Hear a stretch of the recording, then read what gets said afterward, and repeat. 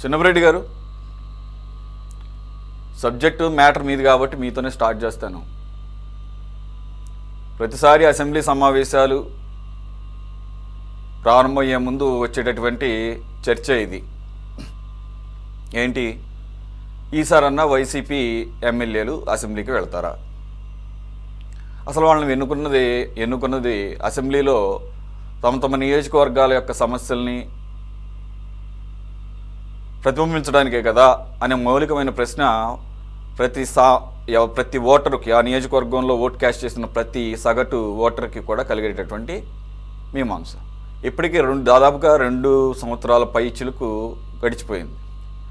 ఇంకా హార్డ్లీ ఒక 2.5 సంవత్సరాలు మాత్రమే ఉంటుంది. ఇంత చేసి అసెంబ్లీ సమావేశాలమైనా గతంలో జరిగినట్లుగా ఎక్కువ సంఖ్యలో కానీ, అంటే ఎక్కువ రోజులు కానీ, అర్థవంతంగా కానీ జరుగుతున్నాయా అంటే అది లేదు. అరకొరగా 100 పైచిలుకు రోజులు సంవత్సరానికి జరిగేటటువంటి అసెంబ్లీ నానాటికి కుదించుకుపోయి 60, 50, ఒక్కొక్కసారి 40, 45 రోజులకు కూడా, ఏది సంవత్సరం మొత్తం 365 రోజులుంటే ఒక స్టూడెంట్, ఒక మామూలు స్టూడెంట్ ఎల్కేజీ నుంచి డిగ్రీ వరకు కూడా అటెండెన్స్ అనేది ఒక 75% మ్యాండేటరీ అని ఉంటుంది. అంటే పిల్లాడి విధి ఏంటంటే కాలేజీకి కానీ స్కూల్కి కానీ వెళ్ళి తన బాధ్యతగా పాఠాలు వినటం, చదువుకుంటాం, స్కూల్కి వెళ్ళటం అనేది. మరి వీళ్ళకి ఎవరు చెప్పేవాళ్ళు లేకుండా పోయారు. విధిగా ఇన్ని రోజులు నిర్వహించాల్సిందే అనే ఏమన్నా రూల్ ఏమైనా పెట్టాలేమో. ఇప్పుడు ఎలాగైతే స్పీకర్ అయ్యన్న పాత్రుడు గారు రాని సభ్యుల మీద చర్యలు తీసుకునేటటువంటి అంశం ఏమీ లేదు, నేను కేంద్రం దృష్టిలో పెట్టాను అని చెప్పేసి ఎలా అయితే చెప్తున్నారో, ఆయనకి తట్టనటువంటిదే, లేకపోతే ఆయనకి తట్టిన ఆయన బయటికి చెప్పనటువంటిది ఏంటంటే, నాకు అనిపిస్తోంది సంవత్సరానికి కనీసంగా ఇన్ని రోజుల పాటు, కనీసంగా మ్యాక్సిమం ఎన్ని రోజులైనా జరుపుకోవచ్చు, ఇన్ని రోజులు జరపాల్సిందే అనేటటువంటి ఒక చట్టం కూడా తీసుకురావాల్సిన సమయం ఆసన్నమైందేమో అనుకుంటున్నా. సరే పోనీ, ఈ ఏదైతే 60-50 రోజులకు కుంచుకుపోయినటువంటి సంవత్సరంలో 10 దినాలు, అంటే అసెంబ్లీ జరుగుతున్న రోజులలో దాదాపుగా అందరూ హాజరవ్వాలని కోరుకుంటారు. సరే, ఆరోగ్యరీత్యానో రకరకాల కారణాల రీత్యా కొన్ని రోజులు హాజరవ్వకపోవడం అనేది కామన్ ఇది. కానీ మొత్తంగా అసలు మేము వెళ్ళము అని భీష్మించు కూర్చున్నటువంటి మీ 11 మంది ఎమ్మెల్యేలు, ఇంక్లూడింగ్ జగన్మోహన్ రెడ్డి గారితో సహా, అసలు ఎమ్మెల్యేలుగా కొనసాగే హక్కు ఉందా?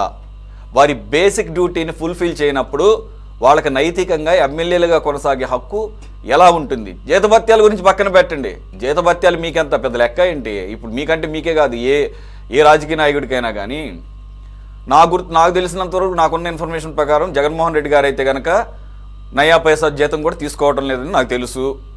ఇది నాకు గుర్తున్నంత వరకు స్పీకర్ అయ్యన్న పాత్రుడు గారే గత సెషన్స్లో రివీల్ చేశారు. కానీ మిగిలిన సభ్యులు మాత్రం శుభ్రంగా వచ్చి బయట నుంచి బయటే, ఎలా అయితే కాలేజీలకు వెళ్ళి కుర్రోళ్ళు బంకు కొడతారో ఆ రకంగా సిగ్గు ఇడిచేసి బయటే సంతకాలు పెట్టేసి వెళ్ళిపోతున్నటువంటి పరిస్థితిని గతంలోనే speaker on the floor of the house on record చెప్పి వాపోయారు. ఈసారి కూడా అదే నిర్ణయం తీసుకున్నారు మీరు. నిన్ననే జరిగింది, మీ శాసనసభ్యులు, శాసనమండలి సభ్యులకు సంబంధించినటువంటి ఒక సమావేశం పెట్టారు. రానున్న శాసనమండలి శాసనసభ సమావేశాల్లో ఎటువంటి పంథాన్ని అనుసరించాలి, ఏ రకంగా ప్రభుత్వాన్ని ఇరుకుని పెట్టాలనేది మంచిదే. పార్లమెంట్ స్థాయిలో, అసెంబ్లీ స్థాయిలో, రాష్ట్రాల స్థాయిలో జరుగుతూ ఉంటుంది, జరగాలి కూడా. మరి అప్పుడే కదా రంజుగా సాగేది ఏ సమావేశాలైనా కానీ. మండలిలో బలం ఉంది కదా అని చెప్పేసి మండలికి వెళతాం, అసెంబ్లీలో బలం లేదు కాబట్టి మాకు ప్రధాన ప్రతిపక్ష హోదా ఇవ్వటం లేదు కాబట్టి వెళ్ళం అనే మీ మాట తీరుని హార్డ్ కోర్ వైసీపీ వాళ్ళు కొంతమంది ఏమన్నా మూర్ఖంగా సమర్థించినా, ఇదే వైసీపీ పార్టీలో ఉన్నటువంటి కొంతమంది చదువుకున్న వాళ్ళు కానీ, కాస్త సమగ్రంగా ఆలోచించే వాళ్ళు కానీ ఏమన్నా ఆహ్వానించే పరిస్థితి ఉందా? ఎందు గురించి ఇటువంటి నిర్ణయాలు తీసుకుంటున్నారు? ఇప్పటికి కూడా 2.5 సంవత్సరాల తర్వాత కూడా ఎందుకు మీరు పునరాలించుకోవట్లేదు? ఇది మీకు రాజకీయంగా నష్టం కాదా? ఇంకా మాట్లాడితే నైతికంగా అసలు ఇది కరెక్టేనా? అసలు ఎమ్మెల్యేలుగా ఒక్కరోజైనా కొనసాగే హక్కు ఉందా? How do you defend your self sir? Chinnapa Reddy గారు. సార్, మీరు మాట్లాడినటువంటి ఉపోద్ఘాతం అంతా కూడా బాగుంది సార్. వాస్తవంగా ప్రజలు ఎమ్మెల్యేలందరినీ కూడా ఎన్నుకునేది ప్రజా సమస్యల్ని అసెంబ్లీలో మాట్లాడి ప్రజల యొక్క సమస్యల్ని తీర్చడం కోసం ప్రతి ఎమ్మెల్యే కూడా ఎమ్మెల్యేగా ఎన్నుకుంటారు. కానీ ఇక్కడ రాజకీయ పార్టీగా ఉన్న తర్వాత సరే, ఒకరు ప్రతిపక్షం, ఒకరు పాలక పక్షంగా ఉండేటటువంటి పరిస్థితి. విచిత్రంగా ఏంటంటే మన దగ్గర ప్రతిపక్షం అనేది వైఎస్ఆర్ కాంగ్రెస్ పార్టీ మాత్రమే ఉన్నప్పటికి కూడా, ఎందుకంటే మిగతా పార్టీలన్నీ కూడా కలిసి పోటీ చేసినటువంటి పరిస్థితి. అలాంటి పరిస్థితుల్లో ప్రత్యేక దీనికి సంబంధించి జగన్మోహన్ రెడ్డి గారిని ప్రతిపక్ష నేతగా ఎన్నుకొని ప్రతిపక్ష దీనికి ఇచ్చినట్టయితే ఓ ప్రజల సమస్యల్ని విరివిగా తీసుకెళ్ళొచ్చు, దానికి సంబంధించి మాట్లాడే అవకాశం వస్తుంది అనేది ఒక్కటి తప్పితే, జగన్మోహన్ రెడ్డి గారు జీతం తీసుకోవట్లేదు అనేది మనందరికీ తెలిసిందే. మరోసారి మీరు కూడా చెప్పడం జరిగింది. ఎందుకని ప్రజల సమస్యలను మాట్లాడటానికి జగన్మోహన్ రెడ్డి గారికి అవకాశం ఇవ్వటానికి మీకు వచ్చిన ఇబ్బంది ఏందంటున్నా? ప్రజల సమస్యలు తప్పితే జగన్మోహన్ రెడ్డి గారి పర్సనల్ సమస్యలు అయితే అక్కడ చెప్పుకోరు కదా. లేదు, ఏ ఎమ్మెల్యే కూడా వాళ్ళ పర్సనల్ సమస్యలు అయితే చెప్పుకోరు కదా. పోనీ జగన్మోహన్ రెడ్డి గారికి ఇచ్చినందువల్ల వచ్చే వైఎస్ఆర్ కాంగ్రెస్ పార్టీకి ప్రతిపక్ష హోదా ఇచ్చినందువల్ల వచ్చే నష్టం ఏందంటున్నా ప్రభుత్వానికి? పోనీ ప్రతిపక్ష హోదా ఇస్తాం, ఎమ్మెల్యేలు అందరూ కూడా జీతాలు తీసుకోకుండా చేస్తారని డెఫినెట్ గా చేస్తాం. మాకు ప్రతిపక్ష హోదానే ముఖ్యం.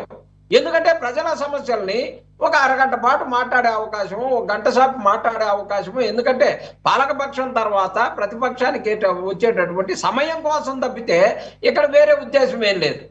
ఖచ్చితంగా వైఎస్ఆర్ కాంగ్రెస్ పార్టీ కార్యకర్తలు, నాయకులే కాదు, రాష్ట్రంలో ఉన్నటువంటి ప్రజలందరూ కూడా కోరుకునేది ఏంటంటే వైఎస్ఆర్ కాంగ్రెస్ పార్టీకి ప్రతిపక్ష హోదా ఎందుకు ఇవ్వట్లేదు? ఇచ్చినట్టయితే మా గళాన్ని అక్కడ వినిపిస్తారు కదా సార్. ఎమ్మెల్యేగా ఉండి అక్కడ ఎమ్మెల్యేలుగా ఉన్నటువంటి 11 మంది గురించే కాదు సార్, వైఎస్ఆర్ కాంగ్రెస్ పార్టీ అధ్యక్షుడు జగన్మోహన్ రెడ్డి గారు మాట్లాడేది రాష్ట్ర అంశాలని యాజ్ ఏ మాజీ ముఖ్యమంత్రిగా రాష్ట్ర అంశాలని అన్నింటినీ కాదు. మీరేమన్నా అంతర్గత సర్వే చేశారా, లేకపోతే మీరు ఊహించుకుంటున్నారా? రాష్ట్రంలోని ప్రజలందరూ కూడా వైసీపీకి ప్రధాన ప్రతిపక్ష పార్టీగా, అసలు మీరు ప్రతిపక్ష పార్టీనే, అవునన్నా కాదన్నా మీది ప్రతిపక్ష పార్టీనే మీరన్నారుగా. ఇంకా వేరే పార్టీ రిప్రజెంటేషన్ లేనప్పుడు ఇక్కడ సమస్య ఏంటంటే మిగిలిన 10 మంది ఎమ్మెల్యేలు కాదు, ఇది సమస్య వైసీపీ పార్టీకి సంబంధించింది కాదు. ఈ సమస్య ఒక వ్యక్తికి సంబంధించింది. అదే వైసీపీ అధినేత జగన్మోహన్ రెడ్డి గారు 11 స్థానాలు మాత్రమే తెచ్చుకొని, అదే జగన్మోహన్ రెడ్డి గారికి బాగా తెలుసు ఈ రాష్ట్ర ప్రజలే ఆ సమస్యను కోరుకుంటున్నారు. ఈ రాష్ట్ర ప్రజలు వైసీపీ అసెంబ్లీకి వెళ్ళాలని కోరుకుంటున్నారు ఎమ్మెల్యేలు, అంతే తప్ప జగన్మోహన్ రెడ్డి గారి ప్రధాన ప్రతిపక్ష హోదా కావాలని కోరుకోవటంలా. ఎందుకు కోరుకోవడం లేదంటే 18 సీట్లు ఇవ్వలేదు. ఒక నిమిషం మీకు క్లారిటీ ఇవ్వాలి, నేను రాజ్యాంగబద్ధంగా అలాగే ఇన్ ప్రిన్సిపల్ డెమోక్రటిక్ గానే చెప్తున్నాను మీకు. డెమోక్రసీలో, ప్రజాస్వామ్యంలో మీకు ఇచ్చినటువంటి ఎలక్షన్స్లో ఇచ్చిన మ్యాండేట్ ప్రకారంగా మీకు 11 సీట్లు ఇవ్వడం అంటే దాని అర్థం ఏంటంటే, జగన్మోహన్ రెడ్డి గారి పార్టీకి మీరు గత 5 సంవత్సరాల్లో మిమ్మల్ని అధికారంలో కూర్చోబెట్టాము 151 సీట్లు ఇచ్చి, కానీ మీ పాలన చూసిన తర్వాత మీకు ఇచ్చినటువంటి మార్కుల ప్రకారంగా మీకు ప్రధాన ప్రతిపక్ష హోదా కూడా మేము ఇవ్వదలుచుకోలేదు అనే ఒక తీర్పు ఇచ్చారు ప్రజలు.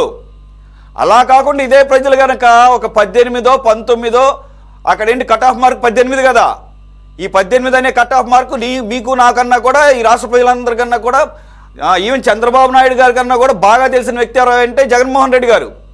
ఎందుకంటే గత అసెంబ్లీ సమావేశాల్లో ముఖ్యమంత్రిగా ఉన్న జగన్మోహన్ రెడ్డి గారు చంద్రబాబు నాయుడు గారి వైపు చూపించి, నీ దగ్గర నుంచి అప్పుడు 23 స్థానాలుంటే 5గురిని కనుక నేను లాగేస్తే నీ కింద ప్రధాన ప్రతిపక్ష హోదా కూడా ఊడిపోతుంది నీది అని అసెంబ్లీలో ఆన్ రికార్డు చెప్పారు. మరి ఇప్పుడేమంటారు? 18, 19 వస్తే మీకు ఒకటి ఇచ్చేదేంటండి? మీకు ఆటోమేటిక్గా యూ విల్ క్వాలిఫైడ్ ఫర్ ప్రధాన ప్రతిపక్ష హోదా. సార్, మీరు చెప్పేది బాగానే ఉంది సార్. మేము లేకుండా యుద్ధం చేసుకుంటూ ఇప్పుడు ప్రతిపక్ష హోదా అనేది ఎందుకు ప్రతిపక్ష హోదా ఇస్తే ప్రజల యొక్క సమస్యలు మాట్లాడటానికి మేము లేకుండా లేదండి, లేదు, ఛాన్స్ లేదు. రూల్ ప్రకారమే కదా, రూల్ ప్రకారం ఇవ్వడం కుదరదు. ఆల్రెడీ చెప్పేశారు స్పీకర్ గారు, ఆన్ ది ఫ్లోర్ రూలింగ్ ఇచ్చేశారు. సార్ సురేష్ గారు, అన్ని మనకే తెలిసినట్టుగా అన్ని గతంలో కూడా పార్లమెంట్ లో ఒక సభ్యులు ఉన్నదానికి ఇద్దరు సభ్యులు ఉన్నదానికి కూడా ప్రతిపక్షం ఇచ్చినటువంటి పరిస్థితిని సార్ నాకు బాగా తెలుసు. ఒక్క నిమిషం, నేను విత్ సబ్జెక్ట్ మాట్లాడుతున్నాను. నేను ఎగ్జాంపుల్ కూడా చెప్తా. మీరు ఎప్పుడో సంగతి చెప్తున్నారు. 2015 టైంలో అనుకుంటే ఫ్యామ్ నాట్ ఢిల్లీ అసెంబ్లీలో బీజేపీకి 3 సీట్లు ఉన్నా కూడా వాళ్ళకి ప్రధాన ప్రతిపక్ష హోదా ఇచ్చారు. That is up to the prerogative of the speaker. అది ఆయన డిస్కషన్ కింద ఉంటుంది. అలాగే అక్కడ ఉన్నటువంటి రాజకీయ పరిణామాల్లో అప్పుడు వేరే ఒక కారణం ఉందిలేండి, దానికోసం ఇచ్చారులేండి. అంతేగాని యాజ్ పర్ రూలు మళ్ళీ మీరేమంటున్నారు, మీకు అన్ని తెలిసినట్టు మాట్లాడకండి. నన్ను కనుక మీరు ఏమన్నా అలా అంటే మీరు జగన్మోహన్ రెడ్డి గారిని కూడా అన్నట్టే. ఆయనకేం తెలియకుండానే ఆయన ఆ రోజు అట్లా మాట్లాడారని మీరు అడ్మిట్ చేసినట్టు, ఆయన అవమానించినట్టే లెక్క.